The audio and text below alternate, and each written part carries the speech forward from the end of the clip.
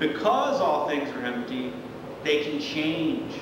They don't have an inherent existence. They're dependent upon, well, we can talk about it, dependent origination. In some Buddhist schools, dependent origination is a thing depending upon its parts. I am here.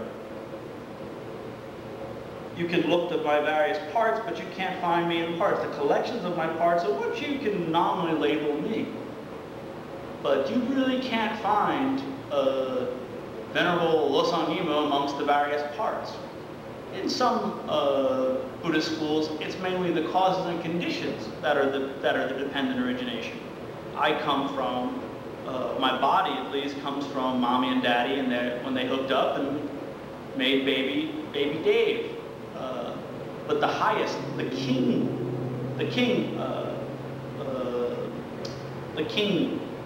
kingly reasoning about dependent origination is that all phenomena are dependent upon your mental projections, your mental designations, your mind.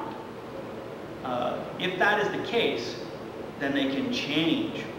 So this life that appears to be a really, something where you're forced to grow old, suffer, and die, can change. You don't have to go out like that. You don't have to live a life where you suffer, watch other people suffer, lose everything you love, and die. And that's the hope. That's the last turning. When Lord Buddha taught 3 turnings of the wheel, the first turning of the wheel was life has inherent existence, or exists by definition. That life is suffering, there are causes of suffering, there's an end to suffering, there's a path that he can teach you to get you out of suffering. That's the most important aspect of that teaching, is that there's a path that he can teach you to get out of that suffering.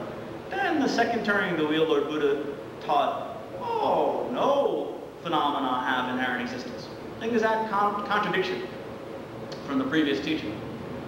Then the third teaching, he said, well, the Bodhisattva Paramattha Samudgata said, Lord Buddha, they're a world-honored one, can you maybe clarify something? It seems you're contradicting yourself there. And then he kind of with a wink, said, well, no, I wouldn't say that nothing had inherent existence. You got to make fine distinctions between the various types of phenomena. He went down a long grocery list of all the various types of phenomena. Something had inherent existence, some didn't. The whole, our school, the Madhyamaka Prasangika school, the school of the philosophical school, the Dalai Lamas and the great Indian Pandits, and the perfection of wisdom sutras that were spoken by Lord Buddha, says that the second turning of the wheel, Lord Buddha was giving the straight dope. Why would Lord Buddha appear to contradict himself? Lord Buddha was teaching suffering beings, and suffering beings have different mental capacities, different propensities in their mind streams, different karmas. So saying something to one person may not help them very much. I was working for a radio station here in Tucson, and this lady was very interested about this pagan Buddhist guy that was hanging out. And he's like, she was a devout, born-again Christian. And then when I somehow came across the idea that we don't have a God in Buddhism, like the creator deity, she immediately informed me that she would pray for me. And it didn't sound like she really would pray for me in the sort of everybody's religion is cool sort of way. She was actually really scared, like I was some sort of demon or something, like some sort of weirdo. So Lord Buddha knows that beings can't handle certain concepts. As a matter of fact, a lot of the Tibetan lamas will say that you don't disparage any religion because that's where people are at. Don't rock their boat too much. As a matter of fact, a lot of great world religions are especially some Hindu beliefs with the meditative practices, are a good basis to have a direct perception of emptiness, the discipline, and also the expansive meditations. Also, some of the way in which they perceive this self, this Atman that the Hindus believe. When Lord Buddha came onto the scene, he preached Anatman. That there's no self. Mistranslation, actually. There's no inherent, there's no self that exists by definition. There's no self that exists independently. Lord Buddha didn't reject a self. Clearly there's a dude here talking right now. I'm here, you're here, we're all here. There's a nominal self. Lord Buddha was trying to say that this self doesn't exist the way you think it does. If it did, it would not change. There could be no progression from a suffering being to an enlightened being. It wouldn't happen.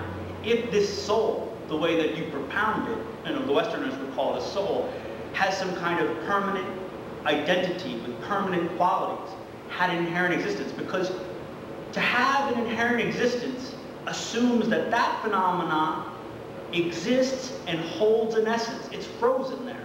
Can't change. That's all Lord Buddha was about at the time. When Lord Buddha first came on the scene, he was questioned by many Indian saints, and they interrogated him on many subjects like was there a beginning to the world, end to the world, all this kind of stuff. And he pled the fifth, because he understood that most of the Hindu saints, if he said that God did exist, God didn't exist, karma exists, or they would understand it with that Atman in their mind, with this kind of like, that there's this essence, self-existent, self-standing, not dependent on other phenomena kind of existence to those objects. Somewhere last week or the previous week, I think I left off at stanza 6. Tejung, Te Yang, Namdak, Sem, Ke Hi,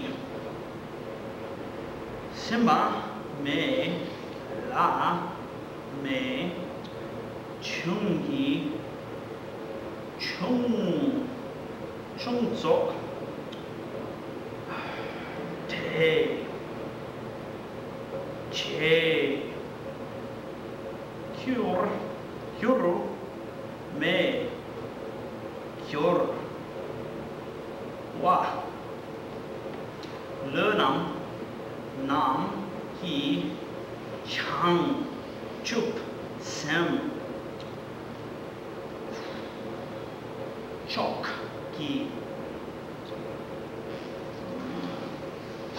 And in their translations, renunciation, though, can never bring the total bliss of matchless Buddhahood unless it's bound by the purest wish, and so the wise seek the high wish for enlightenment.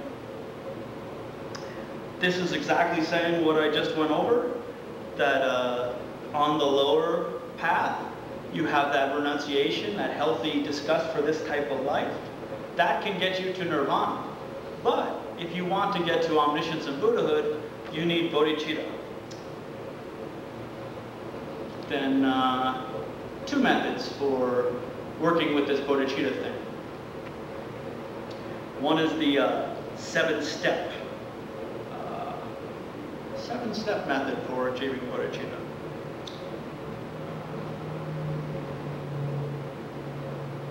Before you do those 7 steps, you have to have a basis of equanimity towards all living beings. Before you're going to have any kind of compassion towards the beings, you have to feel the same about them. All of our suffering comes from this seeing certain people as friends, certain people as neutral, and certain people as enemies. And this tendency is based on ignorance. Why? Well, this kind of reasoning needs a belief in previous lives to work in future lives.